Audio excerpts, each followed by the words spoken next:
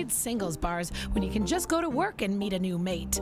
That's what a lot of stars seem to do, and some on-set romances have very happy endings. Yeah, nobody's ever said no to a date with me before. She's crazy. I want you bad. Tim Robbins and Susan Sarandon met on the set of the 1988 film Bull Durham. With a 12-year age difference, people were skeptical. But although they've never married, they've remained together and have 2 teenage sons. Goldie Hawn and Kurt Russell met on the set of another 80s film, Swing Shift.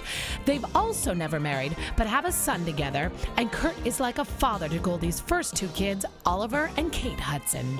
Melanie Griffith and Antonio Banderas met when making the 1995 film Too Much. The film bombed, but much to everyone's surprise, the relationship survived. I am so proud of you, Antonio. Congratulations, I love you. No one was particularly surprised when Brad Pitt and Angelina Jolie hooked up. The beautiful couple met when making Mr. and Mrs. Smith, and Brad was still married to Jennifer Aniston. At first, they denied the affair, but Brad soon divorced Jennifer, and now he has a grand total of 6 children with Angelina. But on-set dating isn't always a good idea, even if you're Angelina Jolie. Remember her other on-set romance? You know, this is kind of how I am all the time.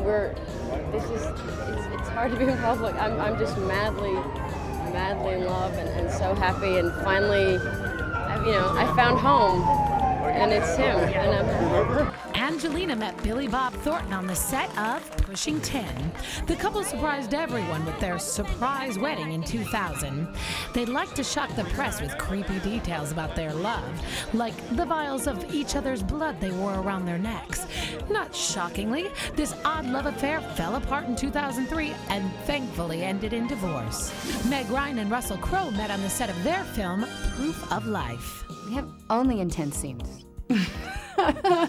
That's that marriage, you know? At the time, Meg was married to Dennis Quaid, but the rugged good looks of Crowe won her over, and the affair began. The fling quickly flamed out, but the damage was already done. Proof of Life flopped. The director blamed the scandal from the affair. Meg and Dennis divorced, and Russell Crowe went on to marry someone else. All I know is I've learned quite a bit by watching him. Nicole Kidman and Tom Cruise met when filming their 1990 film Days of Thunder. After divorcing his wife Mimi Rogers, he and Nicole married on Christmas Eve 1990. They adopted 2 children and made several films together, including the sexy thriller Eyes Wide Shut. Obsession and jealousy and desire and all those fun things. No one really knows whether those fun things contributed to their separation or if it was something else, but the couple eventually divorced, mysteriously enough, just before their 10th anniversary. And finally, there's this granddaddy of all on-set romance mistakes.